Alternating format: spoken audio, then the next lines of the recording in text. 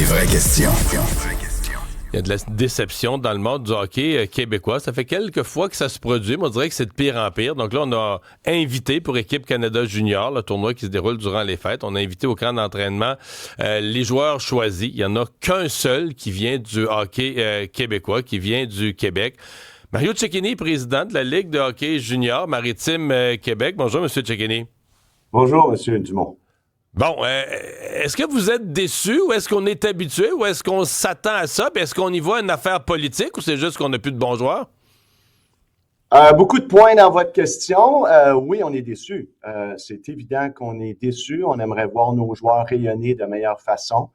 D'ailleurs, j'ai eu des conversations jusqu'à vendredi soir au moment des dernières sélections parce qu'il y a des joueurs de notre côté, je pense qu'on aurait aimé voir. Il y a des joueurs qui étaient méritoires. Maintenant, pour pas blâmer complètement Hockey Canada, vous le savez qu'il y a environ pour le moment, les autres ligues aussi disent qu'il y a des joueurs qui auraient dû être là. Alors, même ceux qui en ont plusieurs, en 2022, on en avait 8, puis il y a des gens qui nous disaient qu'on aurait dû en avoir 10. Alors ça, c'est commun, je pense. C'est évidemment la qualité des joueurs que le Canada offre. On pourrait facilement faire une équipe, probablement, on pourrait faire presque 2 clubs qui seraient compétitifs aussi. Fait qu'il y a 10, 15 joueurs qui sont très, très proches. Nous, je pense que cette année, on est très déçus parce que, d'abord, pour préciser, pour ceux qui peut-être qui nous suivent pas assidûment, on a 2 joueurs blessés importants. Il y a Spencer Gill et il y a Bill Zonon, qui sont des choix de première et deuxième ronde qui auraient probablement fait le club, mais ils sont blessés. On a des joueurs comme Thomas Lavoie et évidemment Justin Carbonneau, qu'on pense qu'il aurait pu être là aussi. Bref, ça a fait l'objet de conversation jusqu'à la dernière minute. Maintenant, le processus, vous parlez de politique, le processus, je pense qu'au niveau du processus, moi, ce que je travaille le plus depuis que je suis en poste 2023, c'est vraiment de s'assurer que nos joueurs sont vus. C'est pas un secret, c'est physique, c'est géographique. Les bureaux d'Hockey Canada sont à Calgary. Alors, naturellement, ils voient beaucoup plus de matchs de la Ligue de l'Ouest et de l'Ontario même. Et ça, c'est documenté. Ce que je vous dis là, c'est documenté. On a exactement le nombre de matchs. Donc, alors, ils connaissent plus ces joueurs-là. Ils ont plus vu leurs feintes, leurs exploits, leurs bons coups plus souvent. En fait, M. Dumont, c'est la familiarité. Puis c'est un concept que vous connaissez, c'est vrai en politique, c'est vrai en médias. Quand les gens sont familiers, ils vont pas naturellement tendre vers ce qu'ils connaissent mieux, incluant les défauts, si on peut. Donc, c'est plus facile à corriger. Quand tu vois des joueurs en direct, tu vois leur réaction quand c'est 6-0, pour ou contre, tu vois leur réaction sur le banc, tu vois les interactions avec les entraîneurs. Ce que tu ne vois pas quand tu vois que permettez-moi le terme, des clips de jeu. Qu'il y en a des positifs, puis il y en a qui sont négatifs aussi. Alors, ça, on travaille pour qu'il y ait en fait un dépisteur dans l'Est de façon permanente. Fait que quand on regarde le processus, c'est ce qui m'a frappé le plus depuis que je suis là. Je veux m'assurer. Évidemment, on fait des actions aussi.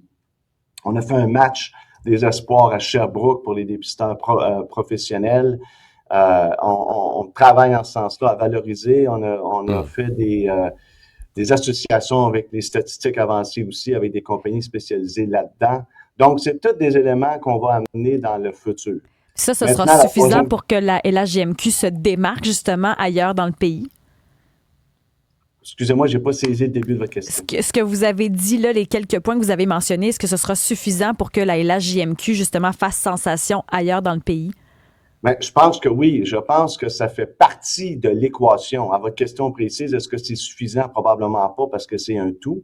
Après ça, si je prends du recul, en 2000, il y a 2 ans, au repêchage de la Ligue nationale, j'avais lancé une espèce de wake-up call. J'avais utilisé cette expression-là pour dire qu'effectivement, nous, on est au top de la pyramide. Alors, ça commence avec Hockey Québec aussi. Ça commence avec les plus jeunes. Nous, on reçoit les joueurs à 16 ans. On a peu de joueurs de 16 ans dans notre ligue.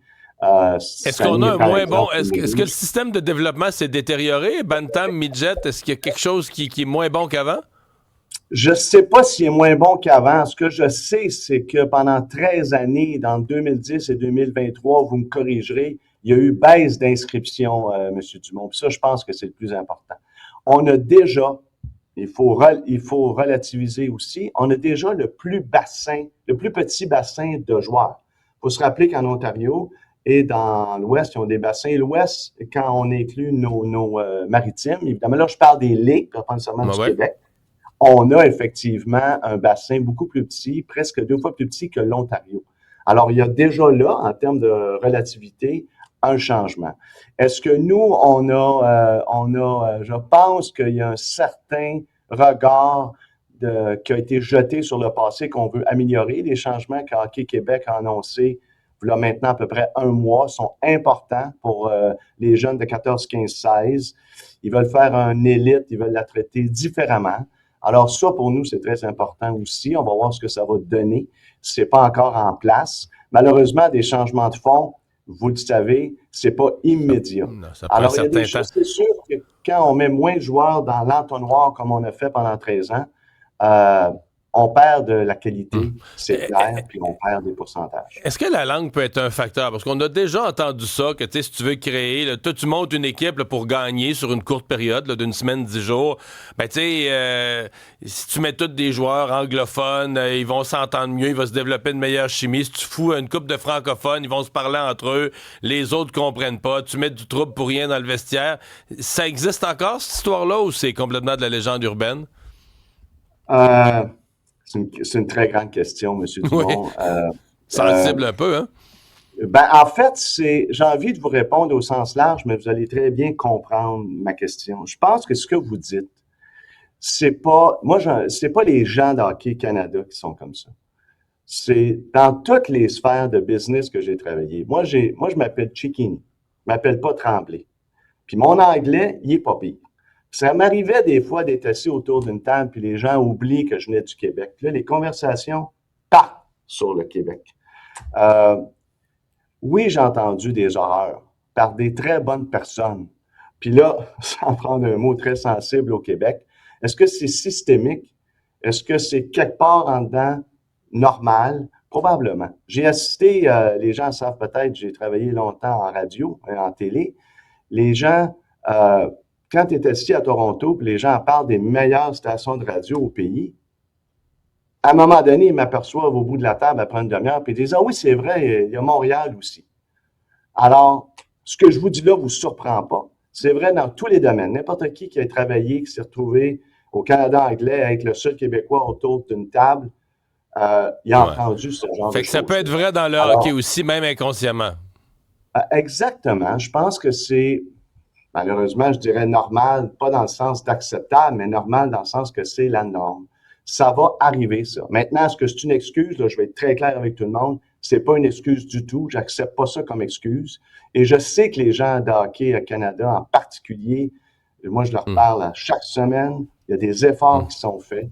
Donc, essentiellement, même jusqu'à la dernière minute, la semaine passée, il y a des efforts qui ont été faits. Maintenant, on est là. On prend acte. Puis on va travailler en conséquence.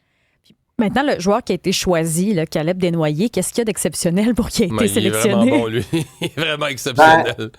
Merci de le dire aussi, parce que là, on a focusé. Si vous me permettez d'être positif un peu, d'abord, on va te féliciter parce que Caleb Desnoyers, c'est un 4e choix de première ronde de l'an dernier avec le Mammouth de Utah.